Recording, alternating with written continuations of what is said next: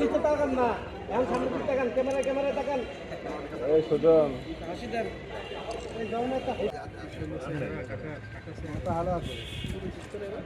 দিবগত রাতে পালং মডেল থানাস্থ যে মজিদ জরিনা ফাউন্ডেশনের মার্কেটের দ্বিতীয় তলায় বাংলাদেশ টোবাকো লিমিটেড অর্থাৎ ব্যাটের অফিসে একটি দুর্ধর্ষ ডাকাতি সংঘটিত হয় এবং সেই ডাকাতির ঘটনায় পালং মডেল থানায় একটি মামলা রুজু হয়। তো মামলা রুজু হওয়ার পর থেকে আমরা আমাদের শরীয়তপুর জেলার পক্ষ থেকে আমরা একটি চৌকস টিম করে দেই এবং সেই টিম নিরলস পরিশ্রমের মাধ্যমে আমাদের সেই ডাকাতির যে রহস্য উদ্ঘাটন করতে আমরা সম্মত হই এবং আমরা ইতিমধ্যে 3 জন ডাকাতকে গ্রেফতার করি এবং ডাকাতিতে লুণ্ঠিত 18,58,965 টাকা আমরা ডাকাতদের কাছ থেকে আমরা জব্দ করতে সম্মত হই এবং একই সাথে ডাকাতিতে ব্যবহৃত যে পিকআপ গাড়ি সেটি উদ্ধার করি এবং আরেকটি পালসার মোটরসাইকেল এবং ডাকাতদের মানে তাদের নিকট হইতে আরো 50টি মোবাইল সেট আমরা জব্দ করি এবং আরো কিছু ডাকাতের সাথে জড়িত আছে।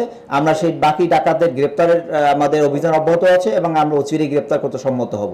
ধন্যবাদ।